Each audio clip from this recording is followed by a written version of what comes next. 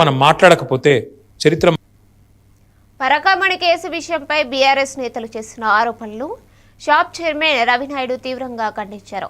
ఎన్టీఆర్ భవన్ నుంచి మీడియాతో మాట్లాడిన ఆయన దొరికిపోతామని తెలిసే దొంగ ఏడుపులు చేస్తున్నారని బీఆర్ఎస్ నేతలపై సంచలన వ్యాఖ్యలు చేశారు. ప్రభుత్వం పారదర్శకంగా పనిచేస్తుండగా వాస్తవాలను వక్రీకరించి ప్రజలను తప్పుదోవ పట్టించే ప్రయత్నం చేస్తున్నారని అన్నారు.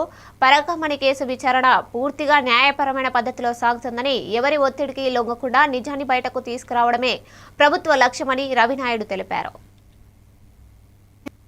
మేము సిఐడి వారిని రిక్వెస్ట్ చేస్తున్నాం. కరుణాకర్ రెడ్డిని అటు పిలిచి అటు పంపించడం కాదు, అతని దగ్గర పూర్తి సమాచారం ఉంది. అతన్ని అరెస్ట్ చేయాలి, అరెస్ట్ చేసి విచారణ చేపట్టాలి.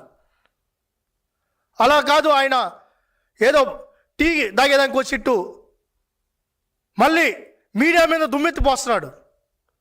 దుష్ట చతుష్టాలంట, మీరే దుష్ట చతుష్టాలు.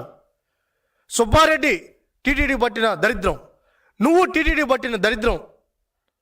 మీ ఇద్దరిని చైర్మన్లు చేసి టీటీడీ భ్రష్టు పట్టించారు.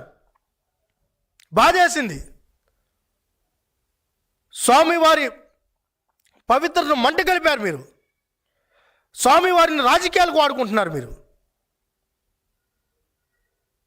కొన్ని కోట్ల మంది మనోభావాలను దెబ్బతీసే ప్రయత్నం రోజు చేస్తున్నారు. మీ పబ్లిసిటీ కోసం రోజుకో ప్రెస్ మీట్. భవిష్యత్తు ఒకసారి ఆలోచించుకోండి.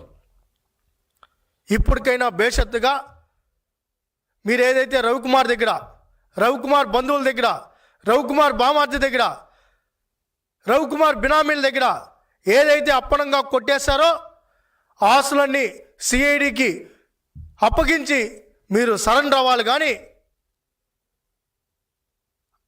ఎటకారపు మాటలు మాట్లాడితే మటుకు ఆ భగవంతుడు చూసుకుంటారు. ఆ భగవంతుడే జడ్జి గారి రూపంలో ఈరోజు ఈ విచారణ చేయాలని చెప్పి జడ్జి గారి రూపంలో భగవంతుడే ఆదేశించారు.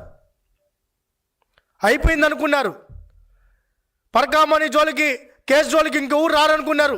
సెటిల్మెంట్ అయిపోయింది అనుకున్నారు. మా ఆస్తులు మాకు వచ్చేసాయి, మా సెటిల్మెంట్ అయిపోయింది, హ్యాపీ అనుకున్నారు. మన ఒకటి తెలిస్తే భగవంతుడు ఒకటి తలుస్తాడు. భగవంతుడు ఉన్నాడు కాబట్టే జడ్జి గారి కేసును విచారించమని చెప్పారు. మేము కూడా సిఐడి వారిని రిక్వెస్ట్ చేస్తున్నాం, ఎట్టి పరిస్థితుల్లో ఎవరిని వదిలిపెట్టద్దండి. దేవుడి కంటే మించిన వాళ్ళు కాదు వీళ్ళు. మేము సిఐడి వారిని రిక్వెస్ట్ చేస్తున్నాం.